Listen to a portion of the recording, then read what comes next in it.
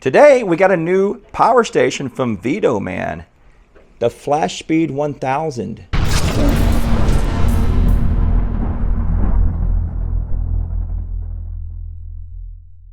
Let's open it up. Ooh, we got some stickers.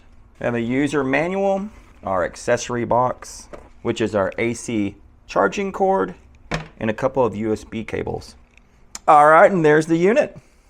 So we've got our AC input here, our solar input, which it says 300 watts. We have another DC input of 200 watts here. We have our DC cigarette lighter style jack. We've got two DC barrel jack outputs. We've got 1, 2, 3, 4 USB-A outputs.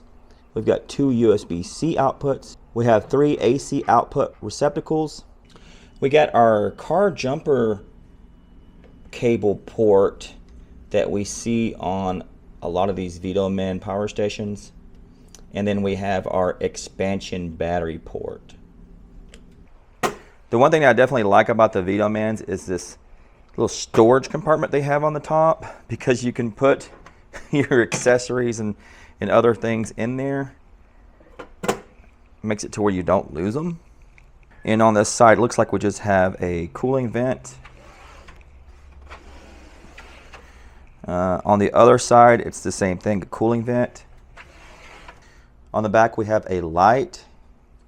And then we have the specifications.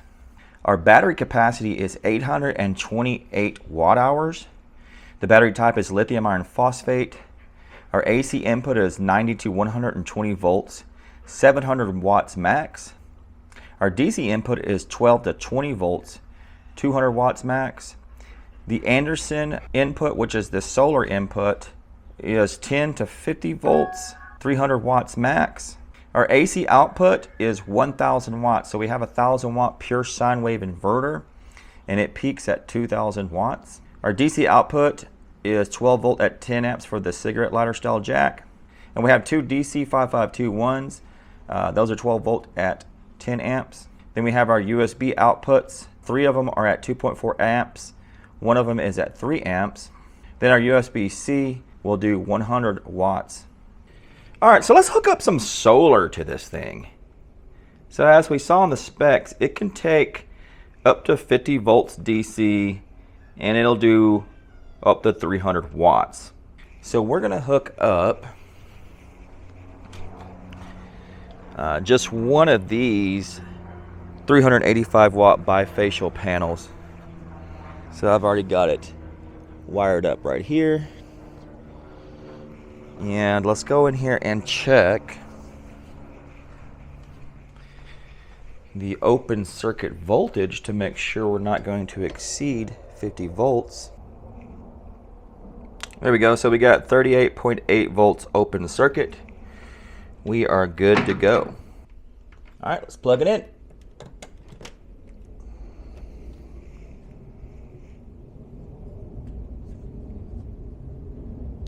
See, the unit came on. Yeah, and pretty much right off the bat, we hit 300 watts. Kind of fluctuating between 300 and 298. Yeah, so it easily does its maximum solar input right off the bat there. It's no troubles at all. All right, so when it comes to these power stations, I like to do a shading test. That's where I shade the panel and then unshade it to see if this comes back up to full power and how fast it does that. So let's do that right now.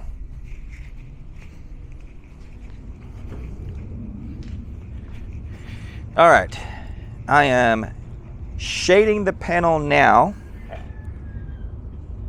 and now I am out of the way of the panel.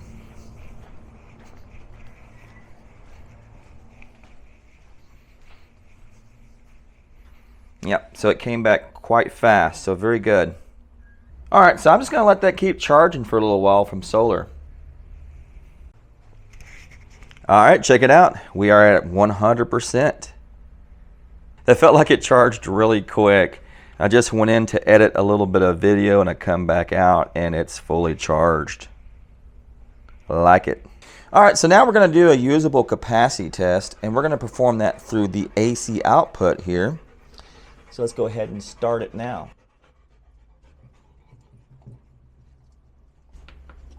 There we go. AC's on, and we are pulling 647 watts using this heater as the load. So I'll just let that continue on, and we'll be back when it's complete. All right, so the capacity test is complete. The unit has drained all the way down and shut off. So we're gonna have to plug the kilowatt meter into my grid here so we can see what the reading is. So we got 0.63 kilowatt hours. So that gives us about 76% usable capacity. All right, so now we're going to charge it from AC, and then we're going to time it to see how long it takes to fully charge. So let's start that now. All right, so the unit has come on. Let's start the timer.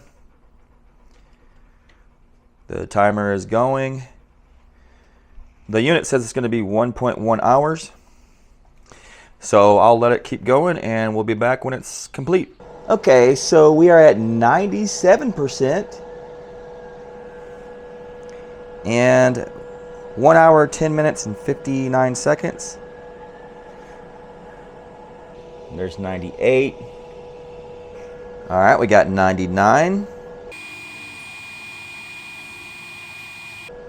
All right, I see our watts going down a little bit. We were slightly over 700, and now we're going down. We're at 640. There it is, 100%. So let's stop the timer. All right, so that took 1 hour, 13 minutes, and 15 seconds.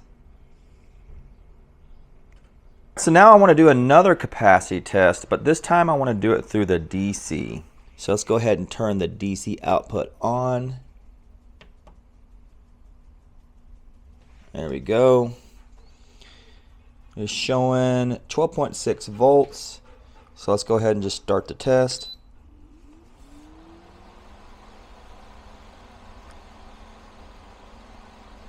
We are pulling 107.7 watts. So we'll go ahead and just let that continue on, and I'll be back when it's complete. All right, the DC capacity test has completed, and we've got 677.5 usable watt hours. So now I want to test the AC output, and I've got the induction cooktop hooked up. So let's go ahead and turn the AC output on. There we go.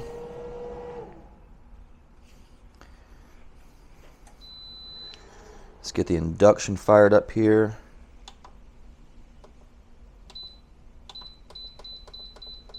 Start real low here.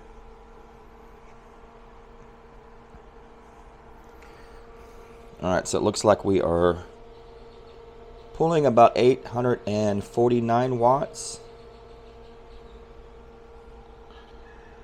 Let's go up a little bit to level 4. Oh, that's put us at 1073. So we're actually over by 73 watts. Well, let's just let it run.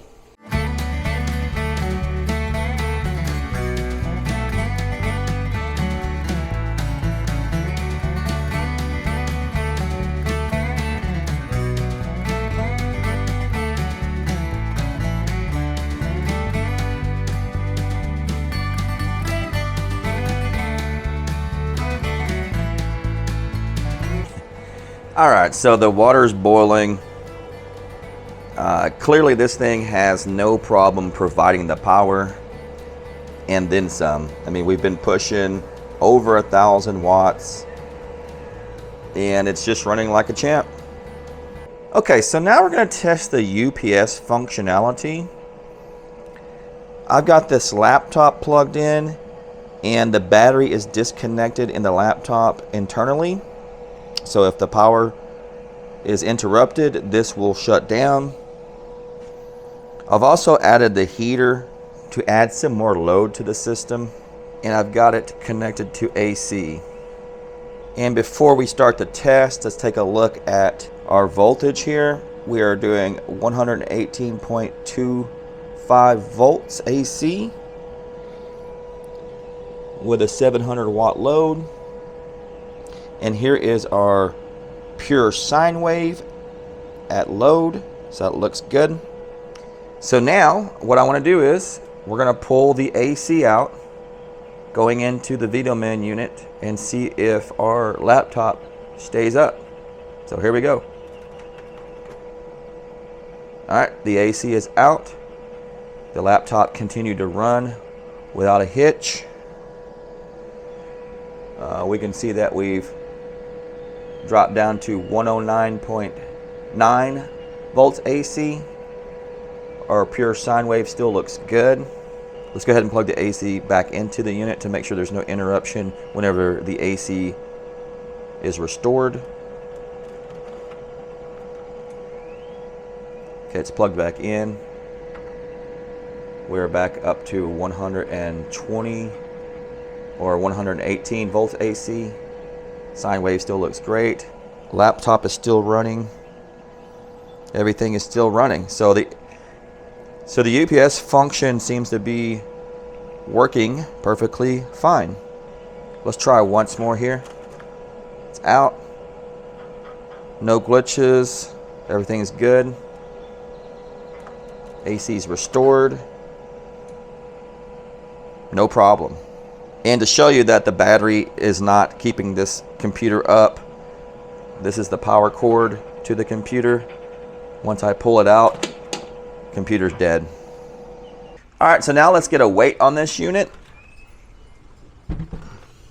And it is 32.2 pounds. Alright, so I think that's going to be it for the video. I'll leave links in the description. Let me know in the comments what you think about this unit, and I'll catch you on the next one.